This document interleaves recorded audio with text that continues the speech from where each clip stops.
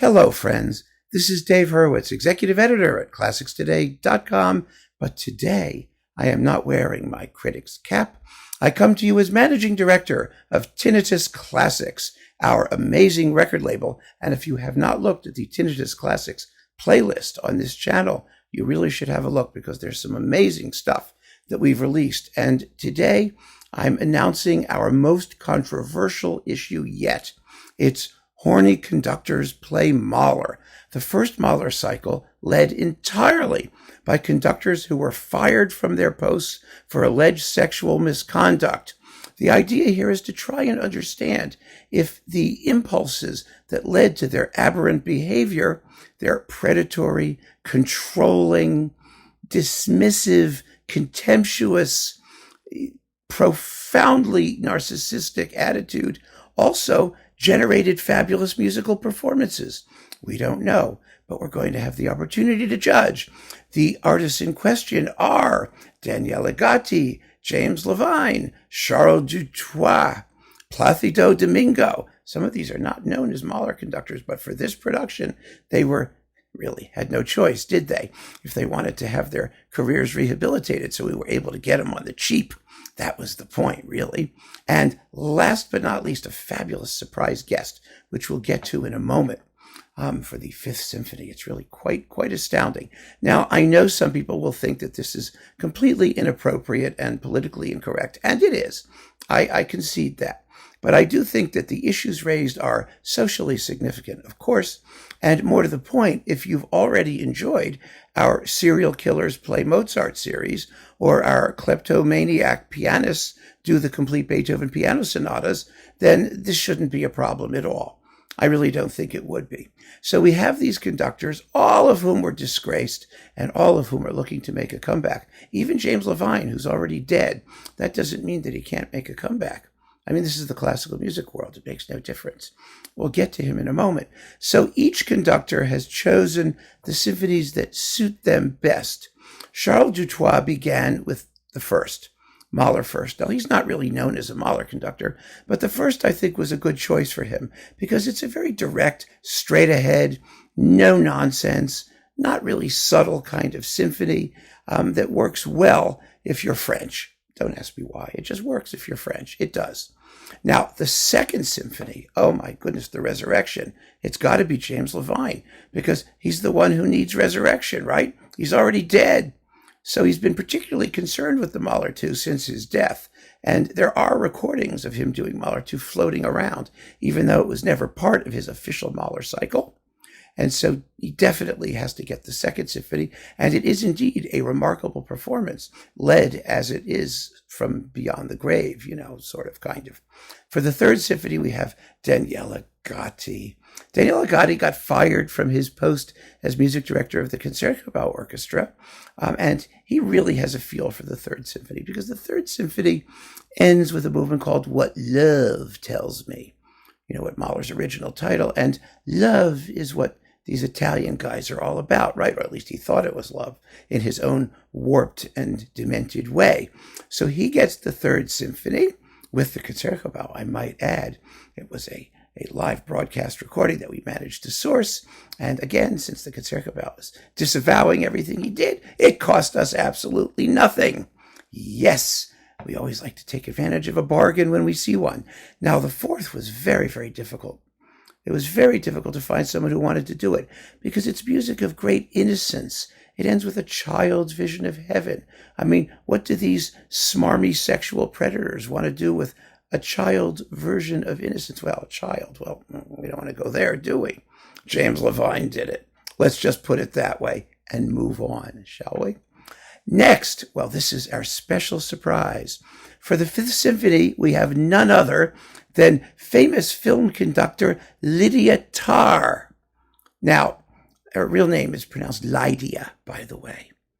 And, the accent aigu over the A, that's there just to confuse people as to its pronunciation. That's what makes classical music people so fabulous, all those diacritical marks that allow people to comment about how things are really pronounced. So her last name is not Tar, it's Tar. You have to accent the A, it's Tar. See, get it? So Lydia Tarr, of course, doesn't really exist. She's a fictitious person whose life's ambition was to conduct Mahler's Fifth Symphony with the Berlin Philharmonic. Well, the geniuses, the technical geniuses working at Tinnitus Classics have managed to use a combination of what you call it, AI. You know, that AI stuff? We have an AI thing, an artificial intelligence program that we stuck in to mimic the interpretation that an oversexed lesbian would obviously come up with in performing Mahler's Fifth. And then we submitted that to a panel of psychosexual musicological experts to review the results. And what we've come up with is the oversexed lesbian version of Mahler's Fifth Symphony. But here's the thing that's so fascinating about it. When we listened to the result, we discovered that it was absolutely indistinguishable from the original Schulte-Decker recording with Chicago.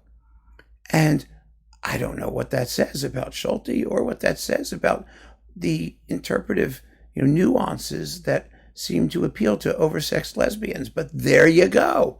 You can listen to the Mahler Fifth and decide for yourself. Now, Mahler Sixth, well, this was another problem because there's a tendency for these people, possibly because they're oversexed, to indulge in somewhat rigid, mechanical, stiff, we would call it metronomic, they might call it something else, interpretations. And that's kind of what happened in the Sixth. This was Dutoit again, and I don't think he was ideally suited for this particular work. I don't know. Maybe his particular form of rigidity didn't go well with this particular symphony, if you know what I mean. The Seventh has, of course, an andante amoroso, the second Nachtmusik, and because it's amoroso, we get none other than Maestro Gatti, once again, doing his love thing, oozing and smooching all over the symphony. And then for the Eighth, well, the Eighth, of course, has to be James Levine, not just because he's already dead, but because it's such a big, pretentious piece. My goodness, come, Spirit of the Creator, the opening.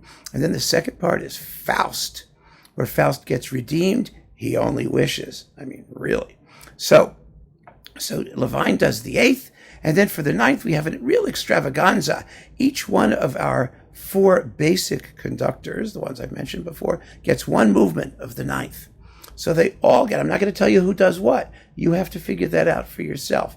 And we've also included Das Lied von der Erde, conducted by Placido Domingo, who's had been accused by something like 27 women of sexual misconduct. So he gets to sing and conduct the tenor songs. And you should hear his voice now. It's really quite something special, let me tell you. So he's singing and conducting the tenor songs, and we couldn't get a contralto who would work with him in the contralto songs. And so we just left them out. It's just the tenor songs from Das Lied von der Erde, conducted and sung by Placido Domingo. It's really quite an extraordinary and original release. And so there you have it. Tinnitus Classics' remarkable production of Horny Conductors play Mahler. I know you're going to want to get it. It should be ready for release in a couple months. I'll give you order information in advance so that you can place your orders now. It's going to be discounted very steeply. And like I said, I understand that this may not be for everybody, but given the irresistibly low price, I think this whole thing is going to come out for about, 99 cents maybe. I know you're going to want to hear it. So keep on listening, friends. Thank you so much for joining me. Take care.